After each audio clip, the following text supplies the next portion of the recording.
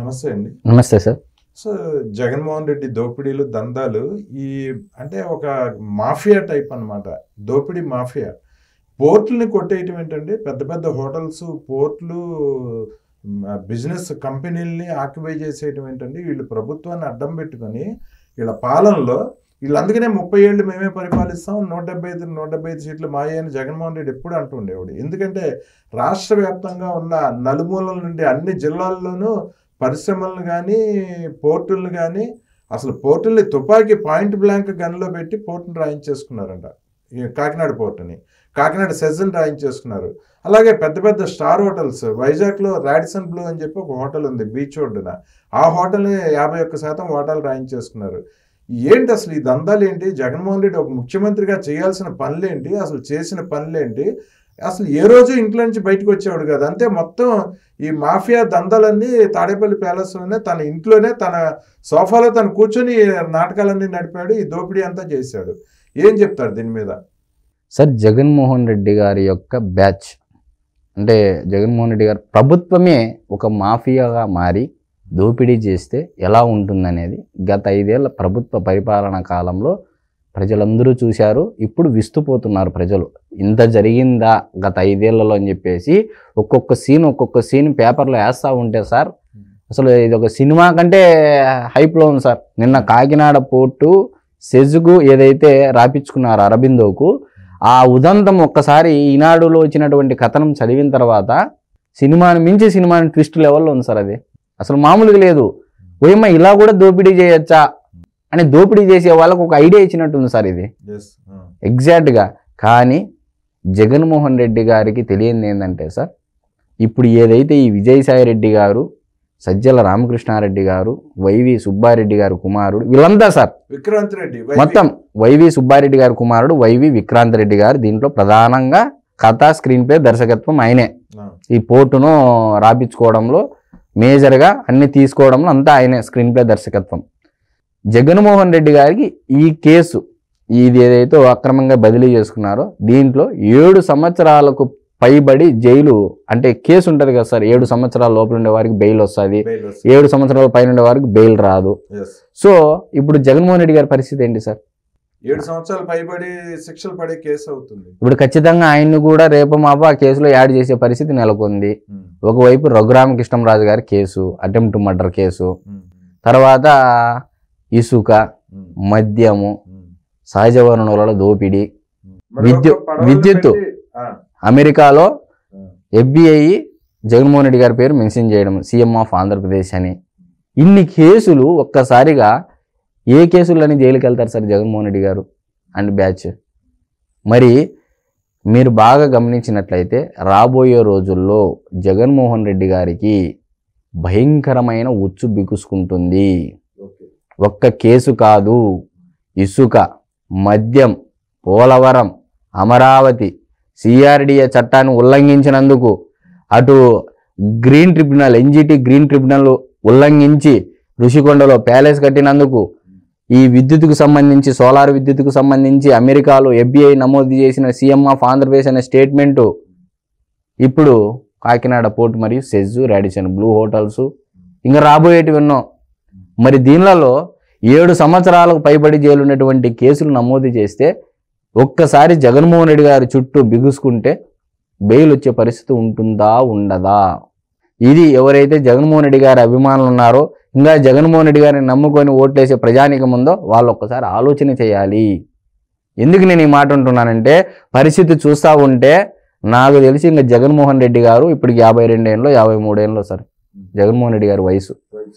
మరి ఒక్కసారి ఏ టయాన ఏం జరుగుతుంది ఎవరికి తెలియని పరిస్థితి. కూటమి ప్రభుత్వంలో కేసులేమో ఒకదాని తర్వాత ఒకటి అవినీతిని బయట పెట్టి శ్వేతపత్రాలు విడుదల చేసి మరీ కేసులు పెడుతున్నారు. ఆధారాలతో శుద్ధం మేము రెడీగా ఉన్నాము అని చెప్పేసి. మరి పరిస్థితి ఏంది? రేపు రాబోయే రోజుల్లో వైఎస్ఆర్సీపీ పార్టీ ఉంటుందో లేదో కూడా తెలియనటువంటి పరిస్థితి. సజ్జల భార్గవరెడ్డి మీద కేసు, సోషల్ మీడియా గయా. సజ్జల రామకృష్ణారెడ్డి గారి మీద కేసు, ప్రధాన సకల శాఖ మంత్రి గయా. బొత్స సత్యనారాయణ గారు నిన్ననో మొన్ననో పవన్ కళ్యాణ్ గారిని కలిశారు, హగ్గు కూడా చేసుకున్నారు. ఆయన కూడా పార్టీ మారేటువంటి పరిస్థితి స్పష్టంగా కనపడతా ఉంది.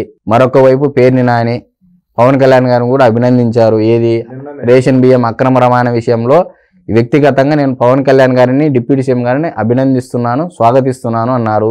ఆయన కూడా ఎప్పుడు జంపు జలానేతాడు కూడా తెలియనటువంటి పరిస్థితి. ఓవైపు కొడాలి నాని, వల్లభనేని వంశీ సైలెంట్ అయిపోయారు, ఎక్కడున్నారో తెలియదు. మరోవైపు ద్వారంపూడి చంద్రశేఖర్ రెడ్డి అరెస్ట్ అయిపోతాడు. అంటే ఇప్పుడు ఈ రేషన్ బియ్యం అక్రమ రవాణాలో ఆల్రెడీ ద్వారంపూడికి చెందిన 2 రొయ్యల కంపెనీలు మూతపడ్డాయి. అక్రమాలతో. మరి పెద్దిరెడ్డి రామచంద్రారెడ్డి గారు ఇప్పుడు వరకు ఎక్కడున్నారు? ప్రెస్ మీట్ ముందుకు వచ్చిన దాఖలాలు అయితే కనపరాలే. పెద్దిరెడ్డి మిథున్ రెడ్డి గారు కనపరాలే. ఇంకా విజయసాయి రెడ్డి గారు కూడా ఇప్పుడు ఈ పోర్టు కేసుల్లో వాళ్ళ అల్లుడే కాబట్టి శరత్ చంద్రారెడ్డి ఆయన మాట్లాడట్లేదు. మరో పక్కన వైవి సుబ్బారెడ్డి లడ్డు అక్రమం బయటపడిన కాడి నుంచి అసలు ఎక్కడ ఉన్నాడో కనపడట్లేదు. ఇంకా ఒకవైపు ఏమో తిరుమల లడ్డు కల్తీ విషయంలో మొత్తం అంతా ఇరుక్కున్నారు. ఇంకేంది సార్, ఎక్కడ వీళ్ళు ఇరుక్కుంది?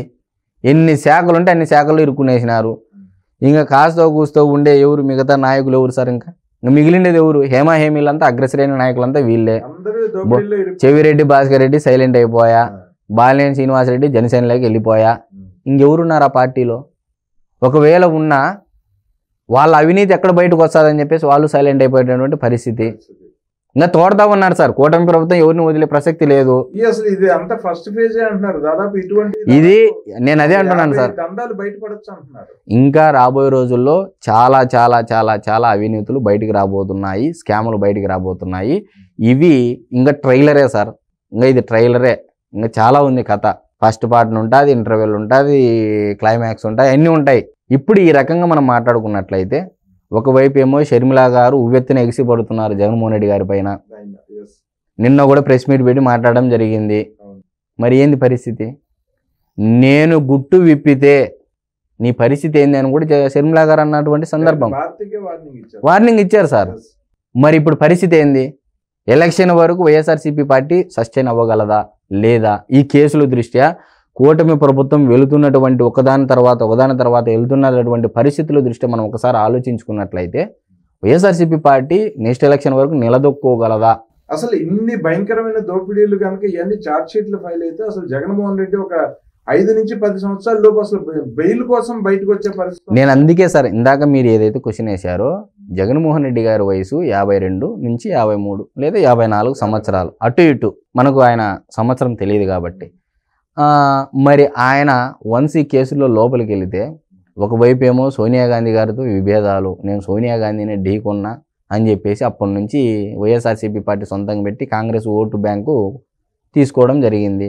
వాళ్ళ పార్టీకి జరగరానటువంటి నష్టం జరిగింది కాంగ్రెస్ పార్టీకి. వాళ్ళు ఒకవైపు జగన్మోహన్ రెడ్డి గారిని దూరం ఉంచుతారు. ఒకవైపు బీజేపీ వైపు వెళ్ళాలని చూసినా విజయసాయి రెడ్డి గారి లాంటి పెద్దలు వైఎస్ఆర్సీపీ పార్టీలో లాబింగ్ చేసిన పైన పవన్ కళ్యాణ్ గారిని కాదని వాళ్ళు దగ్గరికి రానివ్వరు.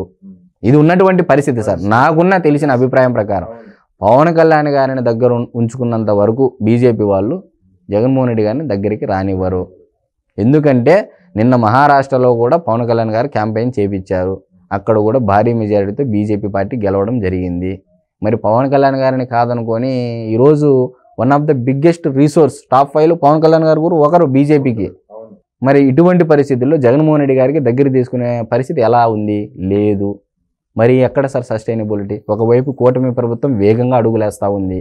కేసుల మీద కేసులు, అవినీతి ఆధారాలతో సహా ముందు పెట్టి మరి కేసులు పెడుతున్నారు. కూటమి ప్రభుత్వం వాళ్ళ ఏదో దొమ్మి కేసుల్లాగా ఏదో పెట్టేసి లోపలేసేసి అట్లా చేయట్లేదు సార్. ఆధారాలు విత్ ఎవిడెన్స్, ఇంత అవినీతి ఈ విధంగా జరిగింది అన్నీ కలెక్ట్ చేస్తున్నారు సార్. ఎప్పుడు ఏటైనా జగన్మోహన్ రెడ్డి గారిని లోపలేస్తారో కూడా తెలియనటువంటి పరిస్థితి. ఊహించలేరు.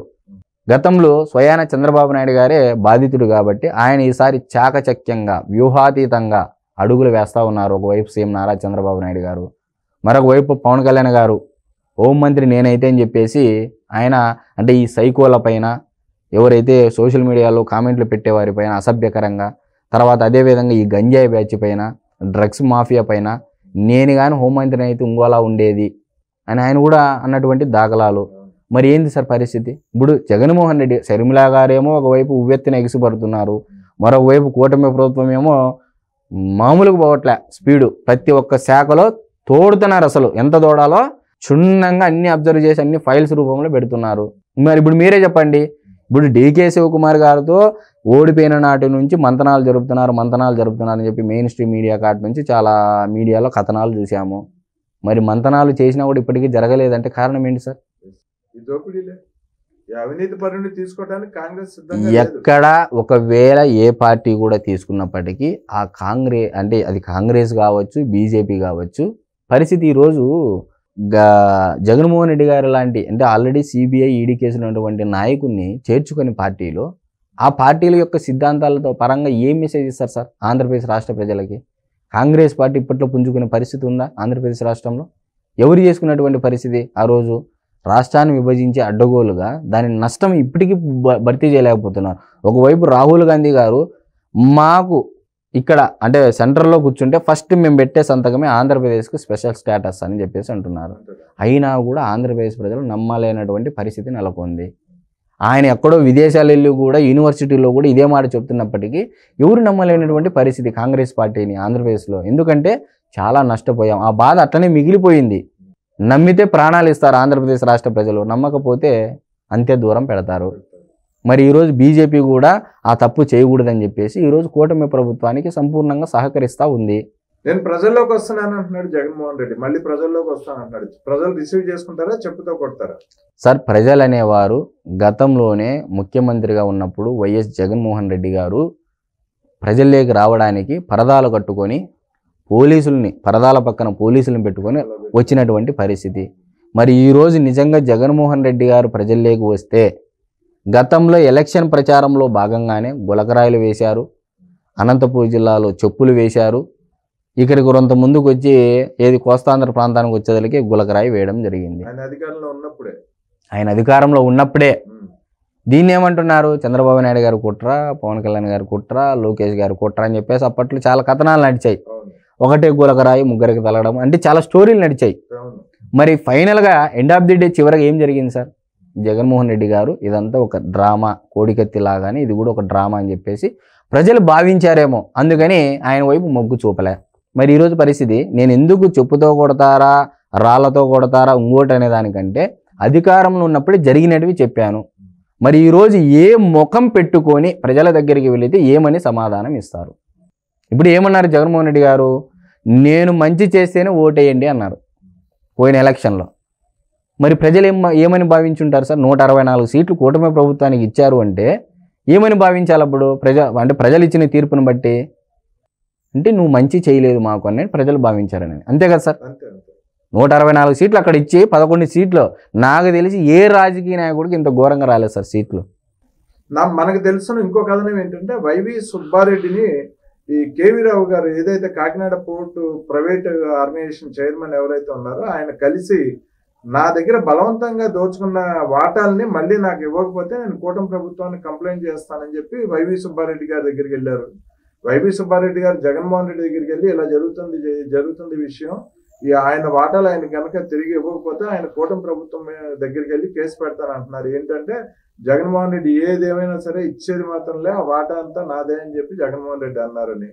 సో ఇప్పుడు ఆ రోజు ఎప్పుడైతే జగన్మోహన్ రెడ్డి ఇవ్వడానికి ఇష్టపడలేదో ఇక తన కొడుకు జీవితం అంతం కాబోతుంది, ఈ కేసు ఉచ్చు బిగుసుకుంటది, వీళ్ళ జీవితాలు నాశనం అయిపోతాయి అనే ఉద్దేశంతో వైవి సుబ్బారెడ్డి అసలు మాట్లాడట్లేదు ఆ రోజు నుంచే అంటారు. సరే, ఇప్పుడు వైఎస్ఆర్సీపీ పార్టీలో కూడా చాలా మంది నాయకులు వైఎస్ జగన్మోహన్ రెడ్డి గారిని అడ్డం పెట్టుకొని బాగా సంపాదించారు సార్. ఇది ఎవరు కాదనుకున్నా సత్యం అది. ఇప్పుడు వీళ్ళు ఏం చేస్తున్నారంటే తెలివిగా ఇది కేసు మా వరకే ముగిస్తే మమ్మల్ని కాపాడేది ఎవరు, అందుకని ప్రతిదానికి జగన్మోహన్ రెడ్డి గారిని ఇరికిచ్చేస్తున్నారు. ఇరికిచ్చేసి జగన్మోహన్ రెడ్డి గారు దానికి న్యాయ సహాయము, దాని తిప్పలు తిప్పలు అన్నీ ఆయనే చూసుకుంటాడని చెప్పి. Exactly sir. ఇప్పటి వరకు నిజాలేమో అరవిందోకి వెళ్ళాయని చెప్పేసి అంటున్నారు. ఒకవైపు వైవి సుబ్బారెడ్డి గారు కుమారుడు వైవి విక్రాంత్ రెడ్డి గారు ఇది కథా స్క్రీన్ ప్లే దర్శకత్వం అని ఈనాడులో వచ్చిన కథనం ప్రకారం మనం అందరం తెలుసుకున్నాం. మరి విజయసాయి రెడ్డి గారికి ఏమో ఆశలు వెళ్ళాయి. ఇప్పుడు ఫైనల్గా విక్రాంత్ రెడ్డి గారు, శరత్ చంద్రారెడ్డి గారు జగన్మోహన్ రెడ్డి గారి దగ్గరికి తీసుకొని వెళ్ళి ఏమని చెప్పారు? ఇది ఆ కేవీ రావు గారు ఏం చెప్పారు సిఐడికి ఇచ్చిన కంప్లైంట్లో? ఇది చివరిగా జగన్మోహన్ రెడ్డి గారికి తెలిసే జరుగుతూ ఉంది, ఆయన కోసం ఇదంతా జరుగుతుందని చెప్పి నాకు అర్థమయ్యింది అని చెప్పేసి. జగన్మోహన్ రెడ్డితో ఇలా నా మొత్తం ఆస్తులన్నీ కొట్టేస్తున్నారండి వీళ్ళంటే మీరేం మాట్లాడుతూ విక్రాంత్ రెడ్డి ఏది చెప్తే అదే చేయండి అన్నాడంట జగన్ కేవీ రావు గారితో. అది పరిస్థితి. సో పూర్తి హస్తం అయితే జగన్ హస్తం ఉంది ఇందులో. సార్ వైఎస్ఆర్ సైలెంట్ అయిపోయాడు, విజయసాయి రెడ్డి సైలెంట్ అయిపోయాడు, విక్రాంత్ రెడ్డి ఇప్పుడు జైలుకి వెళ్ళబోతున్నాడు. జగన్మోహన్ రెడ్డిని ఆధారాలతో సహా ముద్దాయిగా ఇందులో పెట్టబోతున్నారు అనేది మనకు అందుతున్న సమాచారం. ఖచ్చితంగా సార్, నాకు తెలిసి కూటమి ప్రభుత్వము చాలా వ్యూహాత్మకంగా, రాజ్యాంగబద్ధంగా, చట్టబద్ధంగా ఏవేవైతే ఉన్నాయో అన్ని డాక్యుమెంట్స్, అన్ని ఆధారాలు అన్ని క్లియర్ కట్గా తీసుకున్న తర్వాతనే వాళ్ళు కేసులు పెట్టడం జరుగుతూ ఉంది. ఏదో గత ప్రభుత్వ హయాంలో ఏం చేశారు సార్, అధికారుల చేత బలవంతంగా ప్రెజర్ పెట్టి పొలిటికల్ ప్రెజర్తో, పొలిటికల్ మోటివేటెడ్ ప్రెజర్తో కేసులు పెట్టించి చాలామంది కార్యకర్తలు, అంటే తెలుగుదేశం పార్టీ కార్యకర్తల పైన, సామాన్యుల పైన కేసులు పెట్టడం జరిగింది. ఇప్పుడు వాళ్ళు ఏమంటున్నారు, కేసులు పెట్టిండేది మేము కాదయ్యా, వైఎస్ఆర్సీపీ పార్టీ నాయకులు, మేము కాదు అధికారులు పెట్టారు అంటున్నారు. ఇప్పుడు అధికారులను బలి చేశారు. ఇప్పుడు వాళ్ళు అలా చేయట్లేదు. కూటమి ప్రభుత్వం అధికారులను ఇక్కడ ఏదో బ్లేమ్ చేయట్లేదు. వాళ్ళు స్పష్టమైన ఆధారాలు తీసుకొని కూటమి ప్రభుత్వం పనిచేసినటువంటి అధికారులు ఆధారాలతో సహా కేసులు పెట్టడం జరుగుతూ ఉంది, చట్టబద్ధంగా, రాజ్యాంగబద్ధంగా. రేపు వీళ్ళు హైకోర్టుకి వెళ్ళినా కూడా మొన్న పి విజయబాబుకి ఏ విధంగా అయితే 50,000 జరిమానా కట్టి వెళ్ళిపోమనిందో సీరియస్ అయ్యి ఇంకోసారి వస్తే అని చెప్పేసి ఆ విధంగానే జరుగుతా తప్ప ఎక్కడ అడ్డుపడే పరిస్థితి అయితే కనపడుట లేదు. సజ్జల భార్గవ రెడ్డికి కూడా సుప్రీంకోర్టు చెప్పింది, మీరు హైకోర్టు ఏది చెప్తే అదేనండి, మీ పిటిషన్ అన్ని కొట్టేస్తున్నామని. నేను అదే అంటున్నాను సార్, విజయబాబు, సజ్జల భార్గవ రెడ్డి వీళ్ళే కాదు, వీళ్ళెవరు కోర్టుకి వెళ్ళినా, ఎందుకంటే గతంలో వీళ్ళు పెట్టినటువంటి పోస్టులు కానీ, కేసులు కానీ అన్నీ చట్టాన్ని ఉల్లంఘించి, రాజ్యాంగాన్ని ఉల్లంఘించి పెట్టినటివి, బలవంతంగా పొలిటికల్ మోటివేటెడ్ కేసులన్నీ. అంటే ఎలక్షన్ మూమెంట్లో ఎస్సీ ఎస్టీ కేసులు ఎన్ని కేసులు నమోదయ్యాయో ఒక రికార్డు తీస్తే అర్థమవుతుంది సార్. ఇప్పుడున్నటువంటి కూటమి ప్రభుత్వము ఎలక్షన్కి ముందు ఒక 5-6 నెలల ముందు నుంచి ఎస్సీ ఎస్టీ కేసులు ఎన్ని కేసులు పెట్టారో ఒకటేసారి ఒక 5-6 నెలలు అనేది లిస్ట్ తీస్తే వీళ్ళు ఏ రకంగా మంచితనంతో, అతి నిజాయితీతనంతో పరిపాలించారనేది ప్రజలు కూడా గమనిస్తారు ఒకసారి ఆ రికార్డ్స్ బయట పెడితే. ఓకే అండి, మంచి విషయాలు చర్చించామంటే ధన్యవాదాలండి. నమస్తే.